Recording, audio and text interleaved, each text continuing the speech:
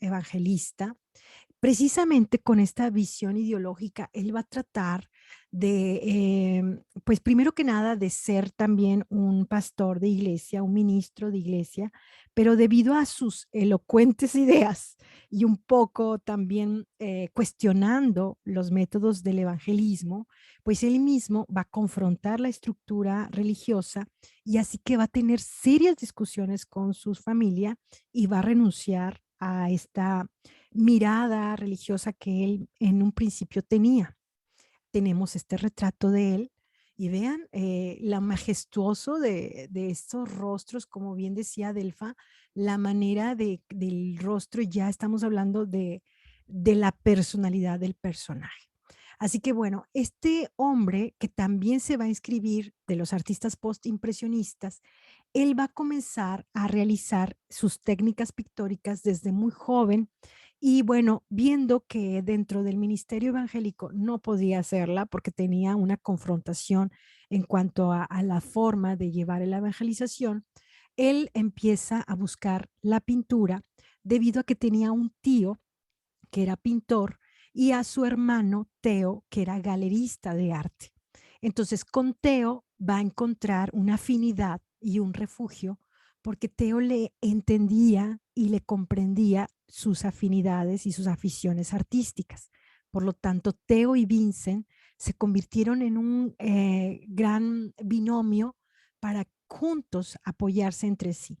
Vincent en su búsqueda de arte y Teo en la idea de comprar pintura fresca que de alguna manera pudiera funcionar para sus galerías. Se fueron a París juntos, sobre todo en 1886, donde encontraron a los pintores impresionistas.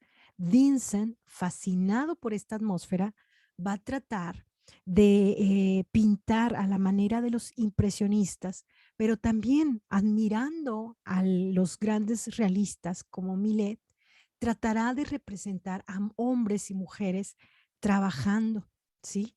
Todas ellas con un estilo crudo que expresara sus sentimientos, era lo que les mencionaba, que ellos buscaban reflejar esa vida cotidiana, sobre todo de los menos protegidos. Y bueno, también va a tener una referencia interesante. Otra referencia que va a ser para él en sus pinturas de los menos protegidos va a ser Rembrandt, ¿sí? Rembrandt, que es un pintor del siglo XVII, va a utilizar una paleta más oscura. Así que al principio, Van Gogh va a recrearnos estas atmósferas con colores ocres, tratándonos de presentar el realismo a su manera, ¿sí? Y en cuanto a autorretratos, que ya sabemos, el autorretrato siempre ha existido desde Jean Van Eyck, Leonardo da Vinci, pero el autorretrato, que también en su momento Rembrandt se colocaría como primera persona en sus composiciones pictóricas hasta lograr plasmar desde su juventud,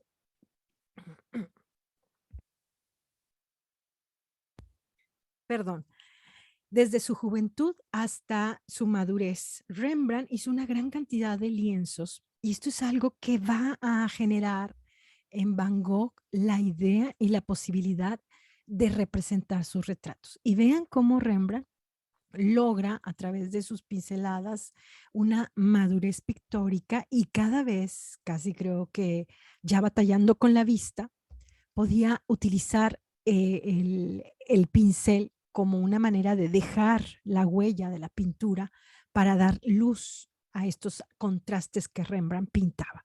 Pues bueno, esta es una gran escuela para nuestro autor, para Van Gogh, que sí, que utilizando las técnicas postimpresionistas, incluso los efectos del puntillismo que Seurat había explorado, también nuestro artista Van Gogh va a comenzar a tener más brillo y más color debido a que conoce la técnica de los impresionistas y se queda fascinado. ¿Sí? Él va a llegar en un momento en que él va a desarrollar esta serie de ideas que los impresionistas le habían mostrado ya estando en París.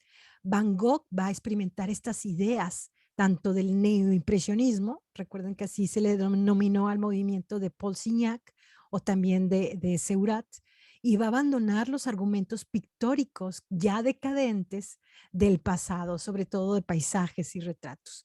Su paleta se va a aclarar, va a usar colores puros y brillantes y de hecho sus pinceladas de pequeños toques que bueno, como les mencionaba, nos recordarán al puntillismo, fue así como va a empezar a explorar su pintura. Él va a trasladarse a Arles, que es una población de Francia, va a buscar una mayor intensidad de luz, realizará una gran cantidad de obras, autorretratos, paisajes, pinturas de flores, y de hecho ahí va a invitar a su amigo Gauguin, que juntos explorarán estos colores y la manera de plasmar lo que sus teorías, de acuerdo a cada influencia que ellos buscaban, trataban de recrear este tipo de atmósferas. Vemos la influencia, como bien lo hemos marcado, del japonismo, que era una técnica, una manera técnica de realizar los planos de color y que fue fascinante para Van Gogh. Y de hecho esa fascinación se fue de la exploración de la luz y el color y de la atmósfera de objetos comunes y cotidianos como las flores o los floreros, se fue al exterior y comenzó a plasmar todo lo que veía. Y de hecho, tan así fue que le interesaba repetir los temas para poder lograr obtener también los cambios de luz y color. Por ejemplo, las flores, que ya lo hemos mencionado, los girasoles, hizo una gran cantidad de estudios de girasoles con diferentes efectos de luz y color para ver justo los cambios. En las cartas que escribía a Teo, por ahí yo les transcribí en un resumen muy breve la idea que él tenía de transmitir a través del estudio los cambios y los efectos que había en cada cuadro. Por ejemplo, la sinfonía de azul y amarillo. Y de hecho trabajaba todos los días desde el que sale el sol, porque él decía en la carta escrita a Teo, porque las flores se marchitaban enseguida y hay que pintarlo todo de una vez. Así que era un pintor de la inmediatez, un pintor de lo que el efecto del día que no podía ser atrapable, de lo inasible de la atmósfera. Va a utilizar los altos contrastes para pintar justo las atmósferas nocturnas, donde habrá luz muy brillante, utilizará el amarillo, donde habrá oscuridad, en lugar del negro, usaba el azul los azules y sus combinaciones más profundas para llegar a obtener los más oscuros. Y bueno, con la combinación, eso sí, efectista, tanto de las pinceladas cortas que habría aprendido de los puntillistas. Y bueno, es así como nos ofrece los espacios de su entorno, de su intimidad, de su habitación, o bien de sus mismos autorretratos que fueron evolucionando y nos fueron marcando su propia biografía. Hubo un evento en donde una serie y una gran discusión, una seria discusión que tuvo con Gauguin, va a haber una confrontación porque vivían juntos en esa ocasión como pintores, se juntaban, tomaban, se emborrachaban y lamentablemente en una discusión muy acalorada, Van Gogh le va a tratar de amenazar con un cuchillo. Gauguin se va y lo abandona tras el ruego de Van Gogh de que no lo abandonase. Pero bueno, se disgusta tanto Gauguin al verse amenazado y al verlo casi loco, él se aleja de él y en el dolor Van Gogh lo que hace fue cortarse una oreja. Ustedes saben que algunas veces cuando tienen serios problemas psiquiátricos, la gente a veces se hace daño o se corta y lamentablemente en una de las grandes crisis que tuvo Van Gogh en un acto de locura, se comienza a hacer daño y se corta la oreja. Y es muy famoso este episodio porque él se autorretrata con un parche para precisamente describirnos esto. Y es así como él va a comenzar en medio de una etapa difícil. De hecho, su hermano Teo lo ayuda, lo mete a un manicomio.